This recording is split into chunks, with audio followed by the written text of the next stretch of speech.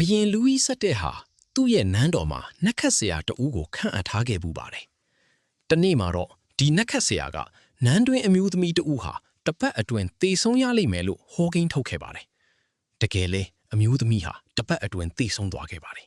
။ဒီအခါမှာဘရင်လူးကြီးဟာစိတ်လှုပ်ရှားသွားခဲ့ပါတယ်။နက်ခတ်ဆရာကသူ့ရဲ့ဟောကိန်းမှန်ကြောင်းသက်သေပြဖို့အမျိုးသမီးကိုတတ်လိုက်တာလား။ဒါမှမဟုတ်သူဟာဘရင်ကိုပါချင်းချောက်နိုင်လောက်အောင်အစွမ်းထက်နေလားဆိုပြီးဘရင်ကတွေးတောခဲ့ပါတယ်။ဘရင်ကနက်ခတ်ဆရာကိုတပ်ပစ်ဖို့အမိန့်ပေးလိုက်ပါတော့တယ်ဘရင်ကအချက်ပြလိုက်တာနဲ့နက်ခတ်ဆရာကိုပြတင်းပေါက်ကနေပစ်ချဖို့အစီခံတွေကိုမာကြားခဲ့ပါတယ်။နက်ခတ်ဆရာရောက်လာတဲ့အခါဘရင်ကနောက်ဆုံးမေးခွန်းတစ်ခုကိုမေးခဲ့ပါတယ်။မင်းရဲ့ဟောကိန်းထုတ်နိုင်စွမ်းနေနဲ့ဆိုရင်မင်းဘလောက်အသက်ရှည်မလဲလို့မေးလိုက်တာပါ။နက်ခတ်ဆရာကလည်းချက်ချင်းပဲ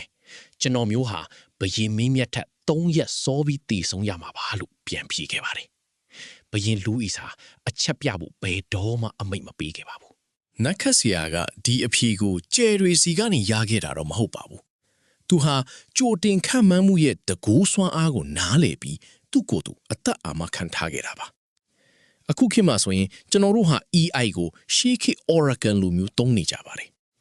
ခန့်မှန်းချက်တွေဟာတခါတရံမှာတကူးအာဏာကိုဖုံးကွယ်ထားတဲ့ကစားပွဲတွေဖြစ်ပါတယ်။ယာတီဥတုခန့်မှန်းချက်ကယာတီဥတုကိုမလွှမ်းမိုးနိုင်ပါဘူး။လူတွေအကြောင်းခံမှန်းချက်တွေကတော့လူတွေကိုလွှမ်းမိုးပါတယ်။ဒီခံမှန်းချက်တွေဟာတန်လိုက်လိုမျိုးပဲအဖြစ်မှန်ကိုသူ့ဘက်ကိုဆွဲဆောင်နိုင်ပါတယ်။အနာဂတ်မှာဖြစ်လာမယ့်ယောဂတစ်ခုအတွက် AI ကကြိုတင်ခံမှန်းလိုက်တာနဲ့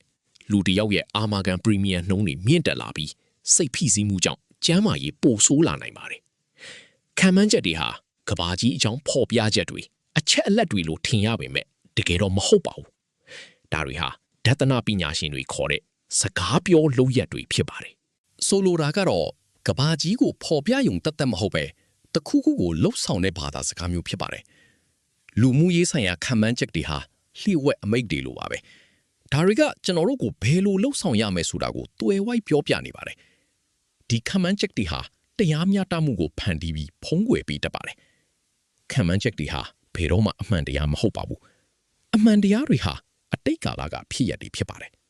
ခမ်းမှန်းချက်တွေကတော့အတိမပြုတ်နိုင်သလိုမှားတယ်လို့လည်းသက်သေမပြနိုင်ပါဘူး။ဒါတွေဟာအနာဂတ်အကြောင်းဖြစ်တဲ့အတွက်မှားယွင်းမှုနဲ့ပတ်သက်ပြီးစိန်ခေါ်လို့မရပါဘူး။ဒါကြောင့်ဒါဟာဝှက်ထားတဲ့မတရားမှုကိုဖြစ်စေတဲ့အကောင်းဆုံးနည်းလမ်းပဲဖြစ်ပါတယ်။ကြိုတင်ခမ်းမှန်းချက်တွေဟာအာဏာရဲ့လက်နက်တွေဖြစ်နိုင်ပါတယ်။ဒါပေမဲ့ဒါတွေကကျွန်တော်တို့ယုံကြည်မှသာအလုပ်လုပ်ပါတယ်။ကျွန်တော်တို့ဟာဘယ်အရာကိုမှမတိကြတဲ့အပေါ်စိုးရိမ်ပူပန်လို့နက်ခတ်စရာတွေစီလှည့်ကြပါတယ်။ဒါပေမဲ့မတိကြမှုဆိုတာကောင်းတဲ့သတင်းပါပဲ။ဒါဟာအနာဂတ်ဟာမရေးရသေးဘူး။ကျွန်တော်တို့ကိုယ်တိုင်ရေးရမယ့်အရာဖြစ်တယ်လို့ဆိုလိုတာပါ။ဒါကြောင့်ကြိုတင်ဟောကိန်းထုတ်သူတွေနဲ့သူတို့ရဲ့ဟောကိန်းတွေကိုတတိထားကြဖို့လိုပါတယ်။ကျွန်တော်တို့ဘာဖြစ်လာမလဲဆိုတာမသိဘူးဆိုတာကိုလက်ခံပြီးအဲ့ဒီအတိုင်းပြုမှုမှပဲလွတ်လပ်တဲ့လူအဖွဲ့အစည်းမှနေထိုင်နိုင်မှာပါ။ဒီလိုနဲ့ဆိုင်တဲ့နားလည်မှုတွေကမိတ်ဆွေရဲ့အနာဂတ်ကိုပုံမရှင်းလင်းတိကျစွာပုံဖော်နိုင်ဖို့အထောက်အကူဖြစ်စီပါလိမ့်မယ်